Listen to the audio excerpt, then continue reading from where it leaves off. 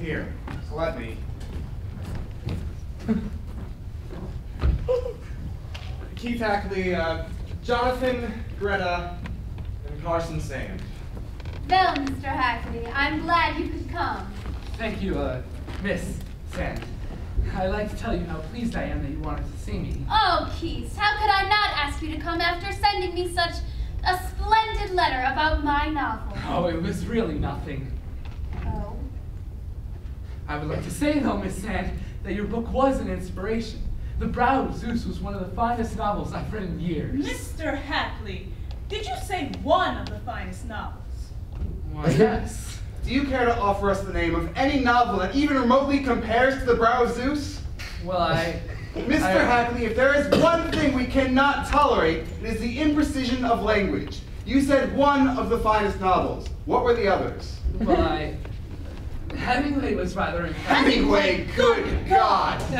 Of course, when we say God, we do not imply agreement with the concept. We are merely using the term as a strong, idiomatic metaphor. Oh, Keith, can't you see Hemingway's death premises in every line that man writes? Well, the man's struggle against the bull. The moment Hemingway is anti-life, anti-mind, anti-reality. Jonathan, Greta, come. I think we should give Mr. Hackley more of a chance. After all, he is a lover of the Brow of Zeus, and that's a big plus. Of course, Carson. Yes, Carson. Now, Keith, would you like a cigarette? Here. This is a particularly rational brand. Rational? Oh, I'm sorry. Thank you, but I don't smoke. You don't smoke? Why not? Well, because I don't like to. You don't like to? You permit your mere subjective whims, your feelings, to stand in the way of reason and reality? But surely, Miss Sand, what other possible grounds can you have for smoking than simply liking it? Carson Sand never does anything out of her subjective feelings, only out of reason, which is the objective nature of reality.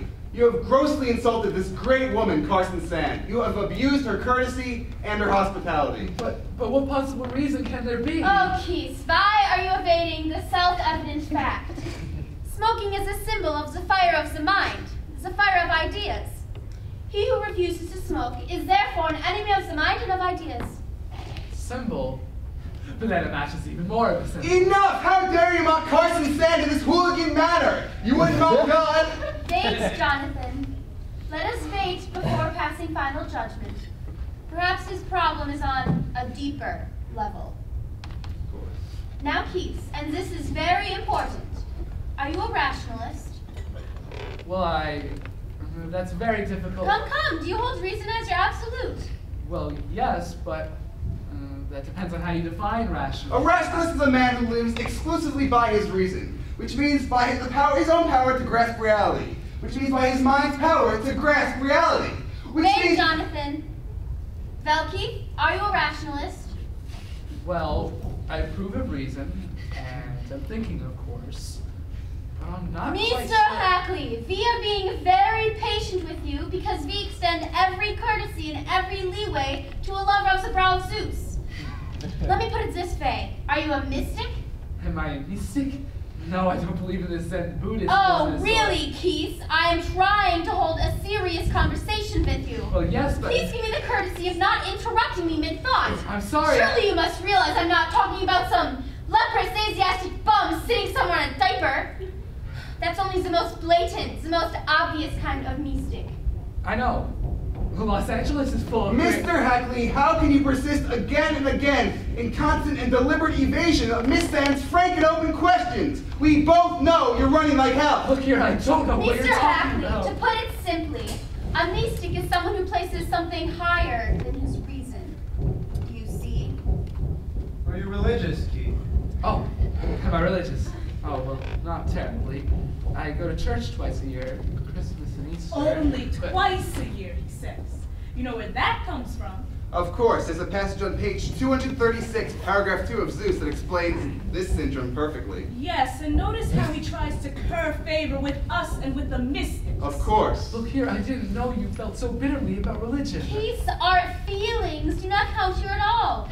Our tells us religion is evil. Religion is evil, which means anti-mind, which means anti-life, which means anti-reason, which means anti-reality. Well done, comrade. Look, I told you I don't take religion very seriously. My God, we are talking about life and death matters and he doesn't. Ugh!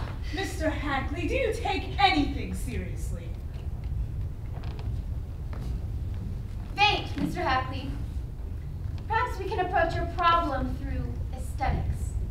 What composers do you like, for example? Well, the usual. I'm not much of a musician. Oh, that's all right. That doesn't matter. Your tastes reveal your musical premises.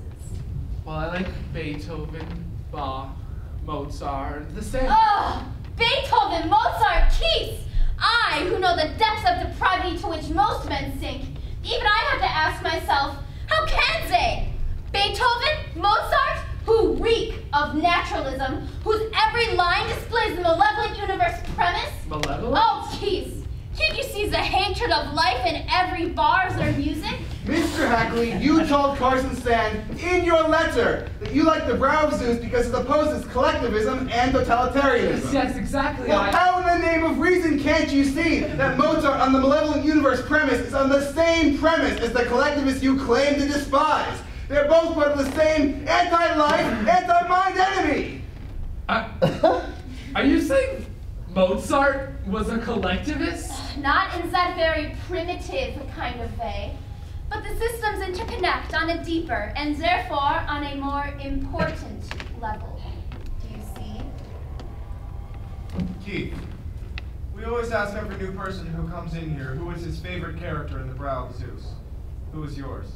Oh, I like Joey Fontana. Joey Fontana? Yes, why? Why did you prefer him, Keith? Well, he was on the good side for freedom. And he was a nice, bright, good-natured, amiable fellow. Ah! Joey Fontana, the very image of the third-rate common man, and you choose him over a hero like Kyle Crane or Sebastian Del Rey? They're all right. They just seem a bit wooden and one-dimensional. Enough! Keith Hackley, you've had the rare privilege of spending an evening with the greatest minds you can ever hope to meet. Greta Lansdowne, Carson Sand, and myself. And above all, you have met Carson Sand, the greatest, the most influential mind of our time and of all times. The greatest human being who will ever live or who ever shall live. And how have you treated this privilege, Keith? Above all, how have you treated Carson Sand? I have sat here while you've committed a series of irrational, unforgivable sins against Carson Sand. Continually interrupted her, hardly giving her a chance to speak. You openly evaded every question which Carson or I put to you. You tried to kowtow to us and to the mystics, to us and to Mozart, to us and to all the depravities of society. You criticized instead of asking questions. You mocked like a hooligan instead of showing proper reverence. And to whom? To this woman who has brought to the world the knowledge that A is A, and that 2 and 2 are 4. Yes. And as your rudeness had driven this woman with the patience of Job from this room, you capped your crimes by saying that your favorite character was Joey Fontana. The nice guy, the mediocre, the second-hander. Thereby, Keith Hackley, you have damned yourself forevermore. You leave me with but one choice, to demand that you leave this house, never to return. Forgive me, Mr. Kelly, but you seem like a nice fellow. How can you stand this? This sort of thing goes on almost every night. You get used to it after a while. But how can you... Over the years, you learn to take a nap on the couch, say yes once in a while, and paddle with the living.